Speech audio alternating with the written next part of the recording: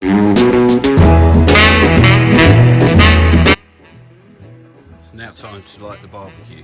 Now, I've got a big green egg that I use, but you don't need to spend this amount of money. You can get smokers a lot cheaper. Essentially, what you're doing with the smoker is controlling the airflow on the bottom vent and the top vent. So whatever temperature you want it at low and slow, it's all about the vents and how you manipulate them to stay constant. So charcoal, you want to use lump wood. Don't use anything self-lighting or anything like that because it's got chemicals. Your food can be tainted, but more than that, if you're doing a long cook, it just won't last. Lump wood will burn and burn, and you can actually reuse it because it won't all burn away. So we're going to get that lit. While it gets up to temperature, we're going to leave the top off and the bottom vent fully open. Now I'm going to smoke using some hickory and some oak from old whiskey barrels, but you can use whatever you want. Good soak for 20 minutes, drain them after that. I'll show you that. So, because I'm a bit of a geek, I have a smoke bot here that's just going to control the temperature. The big thing about smoking meat, it will ruin if it has big peaks and troughs. That's what you want to avoid, so it's constant temperature where possible. So we'll just let that fire up and then we'll be back in a bit.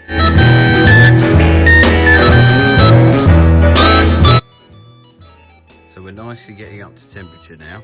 So what we're going to do, put the smoking chips in. We've drained them off nicely. They're still moist. It's really important that you soak them for a good 20 minutes, because what you don't want to do is when you put them in for them to ignite, you want them just to smoke. So grab a handful of these and just put them around the little holes. Now, your temperature on your barbecue will drop when you do this, and there will be a fair bit of smoke, but don't worry, that calms down. Because what we're going to do next is put this plate setter in.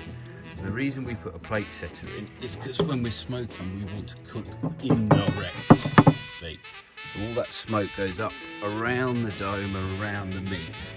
Temperature probe, really important, so we can measure the temperature in the dome itself. So really important. You see the smoke coming out, that will settle down in a few minutes, and we'll be soon ready to get our meat in. See you in a bit.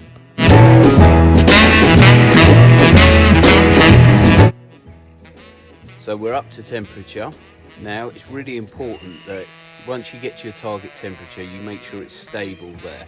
So it holds at that temperature for a good 10 minutes before you put your meat in. You don't want it going up and down. It will drop slightly when you put the meat in, don't worry about that, but because it will come back up to the target temperature.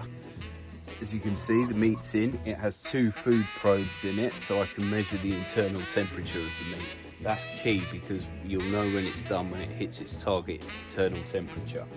Varies by meat, so check out what you want to get your lamb to. So we're going to set the vent at the top, and we're going to set the vent at the bottom down here by just closing it slightly.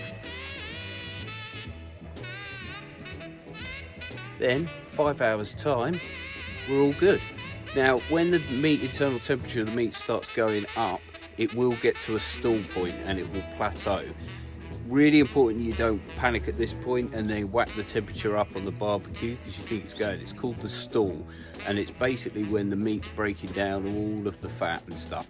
It will plateau, just stick at the temperature, it will go back up and get to your target, and that's when it will break down and become lovely juicy.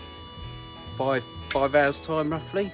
Now time, I can go and do some DIY, go for a cycle, we'll just get pissed. See you in a bit. Little update, about an hour and a half in, temperature's nice and stable, just smoking away there. Sun's decided to come out, garden's looking all nice, flowering. Beverly's inside, cooking up a storm to go with the lamb later on. I'm going to have a nice beer, sit on my smoking throne next to my barbecue, read a good book.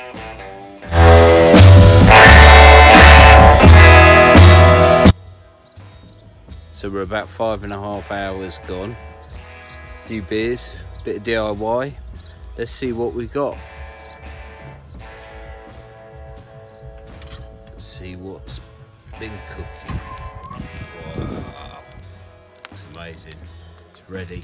I'm going to take it off and foil it and let it rest for a good while yet. Back in a minute.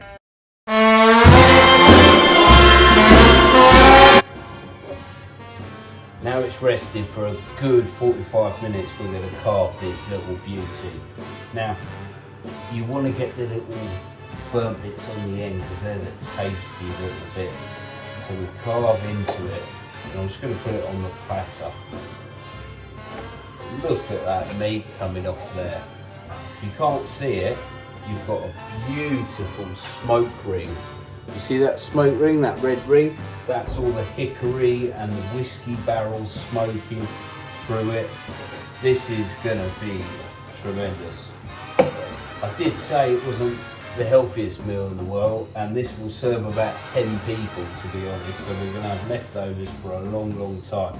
But the outside is absolutely gorgeous, crispy, lovely, and the inside is absolutely moist. So we get down to where the beef is. Look at that. Just look at that. That is going to be absolutely tremendous. So I'm going to carve this up, put it on the platter, and then I'll check in when we've got our sides. Also, beer's gone to gin and tonic now. What a day. Smoking meat, drinking, sunshine, beautiful.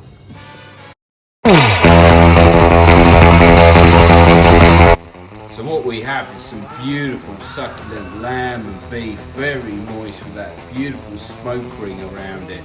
All the herbs and spices over the top, lovely and tender. Beverly's made truffle and 4 cheese macaroni with a bread crust on top. It's got gorgonzola, it's got parmesan, it's got cheddar, it's got mozzarella in it. Very indulgent and probably going to give us a heart attack. But we are being good. We've got a green salad broken down with a little bit of vinegar and a little bit of olive oil. Breaks it down, lovely. We're now going to tuck in. As I said, not the healthiest meal in the world, but what you're going to do in lockdown. Speak soon.